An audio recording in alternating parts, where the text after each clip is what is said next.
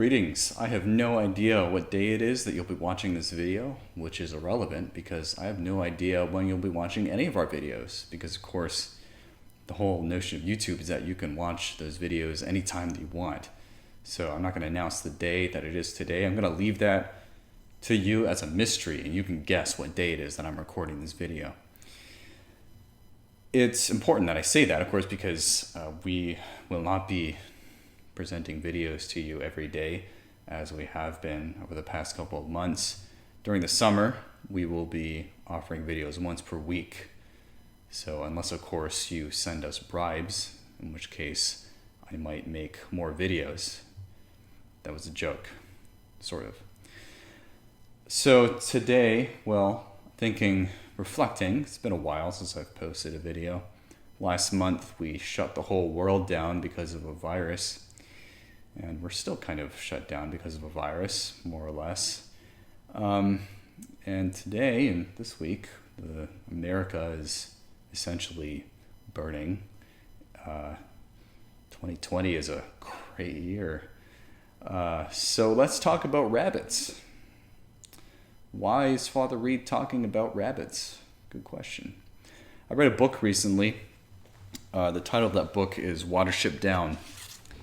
Some of you are squealing with delight because I just mentioned a book that you feel very strongly about. I noticed that with that book, many people seem to have very strong opinions about Watership Down. I would say the majority of people love that book, and a few others think that it's odd. It is a very different book. It's a novel, and it is a novel about rabbits. It's a story. In a way, you could say it's an epic story about rabbits and ultimately about survival. It touches on all kinds of themes, on war and on survival and on stories. And that's actually one of the main reasons why I want to talk about this book that I just finished reading, Watership Down, because I want to talk about stories. I want to talk about the importance of telling stories. It has, I would say, like so many other things, it has died, this idea of stories, of telling stories. At least telling stories in the traditional sense of the term. It's interesting that, when we want to communicate to others in a more broad way, if we want to communicate to people across generations, if we want to communicate to our children and our children's children and our children's children's children, etc., we make stories. And we make stories that are memorable. It's much like really anything that we do. If it's something that leaves its mark, then it's going to stick with us. There's always going to be many, many stories, but only certain stories are going to last for a particularly long time. When God became a human being and walked this earth, how did he communicate to us? Well, he told us stories. We remember them as the parables. Really, in fact, he said, that's the only way I'm going to talk to the Jewish people is through parables, because that's the only way that they will understand, is if I tell them stories. It's interesting. God communicates to us by telling stories. And in the past, human beings communicated to each other primarily, entertained themselves primarily through stories. Now, we don't have the same tradition of telling stories like our ancestors did. Because we're distracted by a lot of other stuff that keeps us occupied, more or less. In the past, stories were essential. You read the stories of the ancient Greeks, for example. You have the Aeneid, you have the Odyssey, you have these great epic stories. We used to have a great respect for those. I think we've sort of forgotten those stories. I mean, of course, they're still there. You can always go and read them, but they've become too much of an artifact. They're like something that you look at in a museum and that you study very closely. I think that's something that tends to happen with things that become too old or too disconnected with who we are. We don't carry on that Greco-Roman tradition like we used to. And so it's not really our story anymore. Even though I think you could certainly make the argument that any story that we make in Western society is going to have some kind of connection with those stories, the stories of the Greeks. Because so much of who we are and what we believe is actually based off of the stories they told. Now, Watership Down is one such story. It's fictional. It's actually, in a way, it's ridiculous, this idea of rabbits. It's a story of rabbits, and you might think that, well, that sounds like a very childish story, and in that sense it is, but the actual story itself is not childish at all. It deals with some very adult themes. It is a story that can really only be appreciated by mature adults, although I think certainly adolescents and even some children could appreciate the book. There's certainly nothing inappropriate in the book that would make it unfit even for children. But it is dealing with death and war and pretty intense themes. I mentioned the Aeneid and the Odyssey because you actually see hints of those stories in this story. It is a story of setting out into the unknown, much like the Odyssey. In a way, it's almost as if it's like a retelling of the Aeneid through rabbits, as if the Trojans had left Troy and not stayed to defend it. You just have to read Watership Down. It's not a really short book, but it is definitely worth your time. If you want to make time for good, entertaining stories, I recommend it highly. Now, I have an excerpt here from Watership Down that I want to read to you. And between the narrative of the adventure of the rabbits as they set off to find a new home, which eventually the new home will be Watership Down, which, by the way, is an actual place. You can actually go to Watership Down in England. It actually exists. But obviously the story is fictionalized because it's rabbits acting like human beings. Though keep in mind, of course, that the rabbits behave only as rabbits would, even if they can talk and think and be poetic. And certainly the rabbits in Watership Down are very poetic. Dispersed between the adventure, the actual narrative, you have moments where the rabbits stop and tell each other stories, legendary stories, epic stories. And the one that comes up again and again is the story of El Aeneid, which is this legendary sort of origin rabbit. He's this great rabbit who is sort of at the start of all rabbits, and he, by his tricks and his cunning, he wins out, much like rabbits have to do. They have to be sneaky. They have to be, in their own way, intelligent in order to survive. Now, this one excerpt I want to read is the first story of El Aeneid, and it's actually a creation myth. I've been also doing some reading on creation myths. In fact, I've been reading the Native American creation myths because the Native Americans all had their own story as to how things began to be. And it's very interesting that when you read those creation myths, those creation narratives, they have a lot in common with the creation story, not the myth, the story, as found in Genesis in the Bible.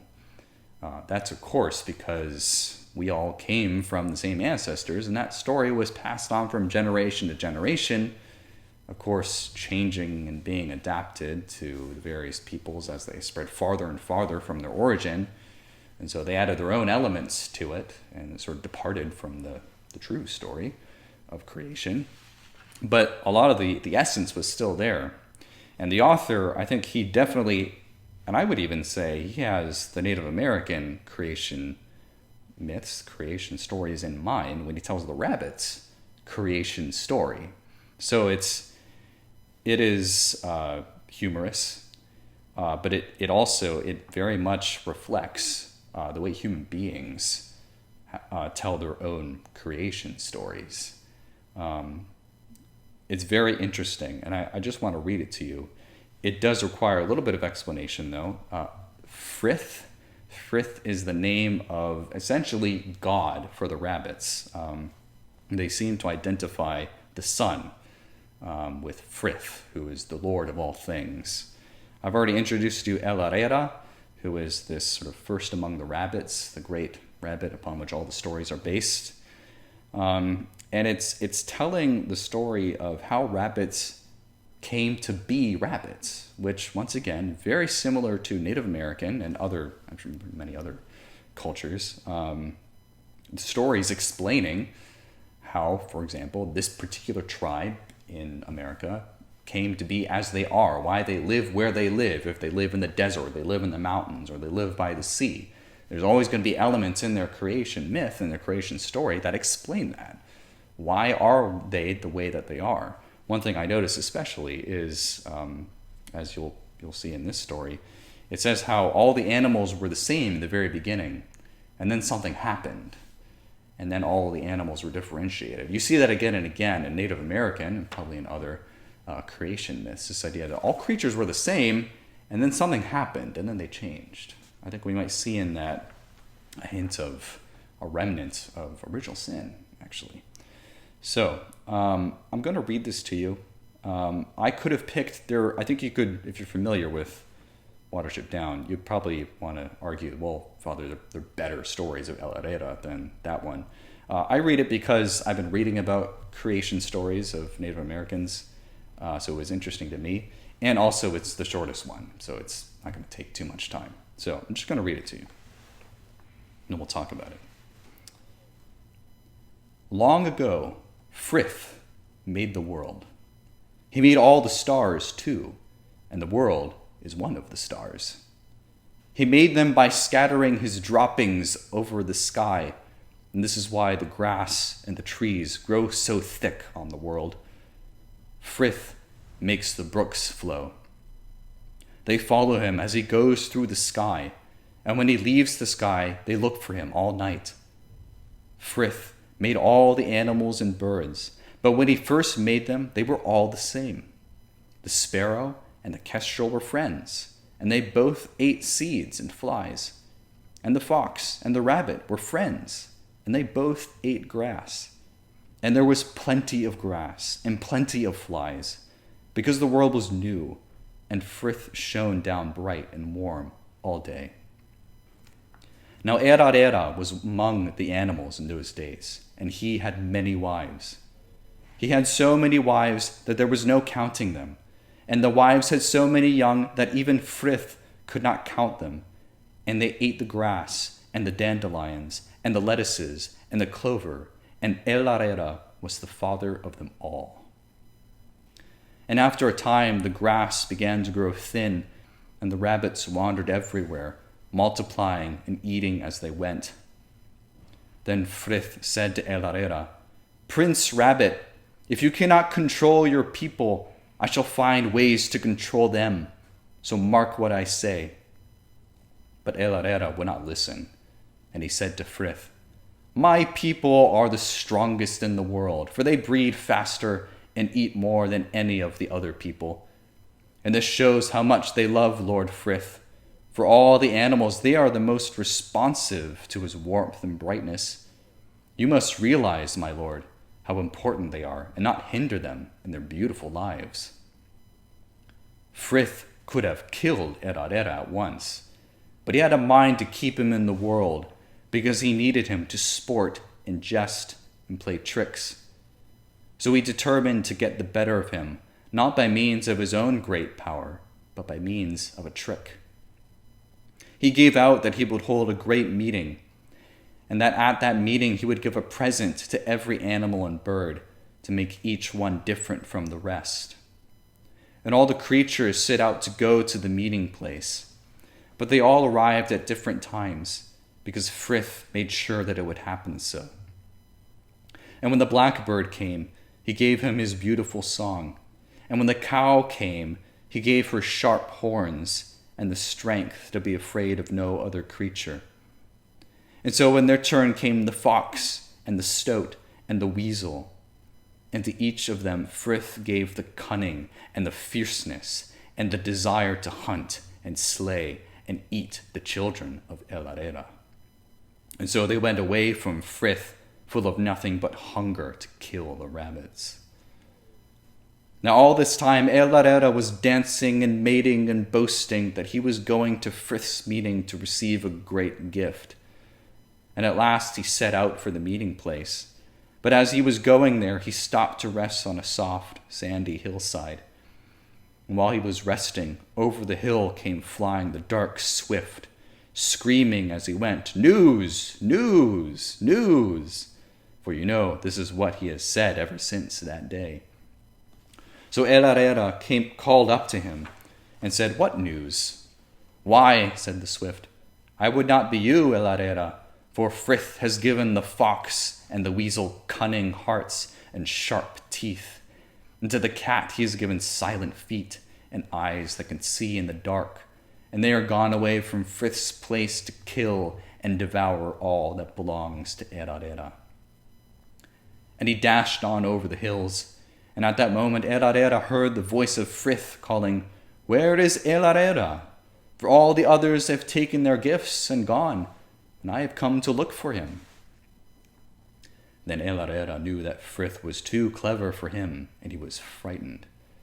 He thought that the fox and the weasel were coming with Frith, and he turned to the face of the hill and began to dig. He dug a hole, but he had dug only a little of it when Frith came over the hill alone, and he saw El Arera's bottom sticking out of the hole, and the sand flying out in showers as the digging went on. When he saw that, he called out, "My friend, have you seen El Arera? For I am looking for him to give him my gift." "No," answered El Arera, without coming out. "I have not seen him. He's far away. He could not come." So Frith said, "Then come out of that hole, and I will bless you instead of him." "No, I cannot," said El Arera. "I am busy. The fox and the weasel are coming. If you want to bless me, you can bless my bottom, for it is sticking out of the hole." Then Frith felt himself in friendship with El Arera because of his resourcefulness, and because he would not give up even when he thought the fox and the weasel were coming. And he said, "Very well, I will bless your bottom as it sticks out of the hole. Bottom, be strength and warning and speed forever, and save the life of your master. Be it so." And as he spoke, El Arera's tail grew shining white and flashed like a star, and his back legs grew long and powerful, and he thumped the hillside until the very beetles fell off the grass stems. He came out of the hole and tore across the hill faster than any creature in the world. And Frith called after him, "El Arera, your people cannot rule the world, for I will not have it so. All the world will be your enemy, prince with 1,000 enemies, and whenever they catch you, they will kill you. But first, they must catch you, digger, listener, runner, prince with the swift warning. Be cunning and full of tricks, and your people shall never be destroyed." And El Arera knew then that although he would not be mocked, yet Frith was his friend. And every evening when Frith has done his day's work and lies calm and easy in the red sky, El Arera and his children and his children's children come out of their holes and feed and play in his sight, for they are his friends, and he has promised them that they can never be destroyed. So there you have it. And if you're paying attention, you probably notice all kinds of biblical comparisons in that story. And obviously, of course, we're not saying that, we're not giving any kind of value to a story like that. It's simply a story. It's fiction. It's about rabbits. But I think, as in any story, even if the story doesn't necessarily make sense, even if the story is, in a way, fantastical, even if the story, as any story that goes over time, isn't always consistent, nonetheless, there's always a much deeper lesson there.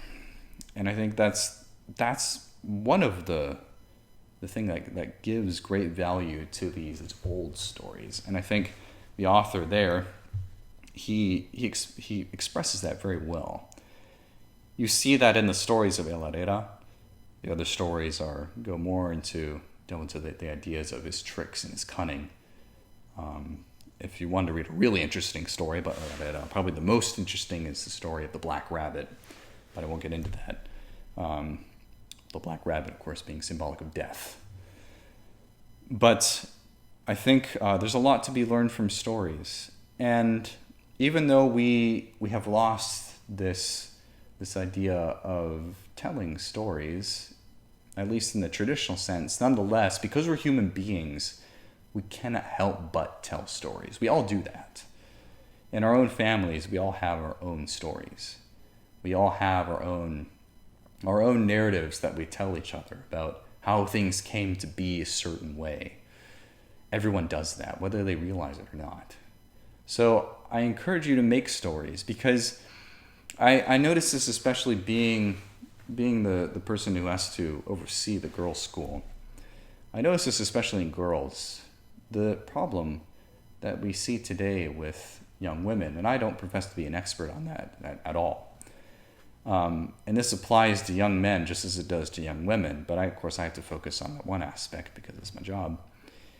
Often the issue today, besides of course the crisis of faith, is also a crisis of humanity. We're forgetting how to be human beings. And with the destruction of the family and all of these traditional values, we are forgetting these most basic fundamental aspects of what it means to be human. And I think one of those is the ability to tell each other stories. So I encourage you, and your families to tell stories. At the very least, to tell stories of yourselves. These almost like, in a way, these sort of origin stories of how you came to be a certain way, how your family came to be as it is now. There's so many different stories. Or maybe perhaps you can make up your own stories and tell them to your children. I think we're afraid to do that. We're afraid to create art. You know, in the past, we always saved the best art for God. And of course, that's perfect. It makes the most sense. And we put that art in our churches and in our sacred places. The best artists make the best art for God. And of course, we ought to make all of our art for God's sake, to reflect His glory. But we ourselves, whether we be experts or not, we are necessarily called to make art, whether it be music or whether it be stories or whether it be whatever. We can and we ought to do that. Rather than being afraid that it won't be expert enough, it won't be perfect enough, don't worry about that. It's for you and for God. And I think if we could begin to do that a little bit more, at the very least, tell stories that have been passed on to us, sing songs that have been passed on to us in our own families, I think we might be able to slowly but surely begin to rebuild Christian society, which, of course, is built on the family. And if the family, something essential about being a family, about being a people, is telling stories, well, then I'd say now more than ever, we need to tell stories orally and pass them on.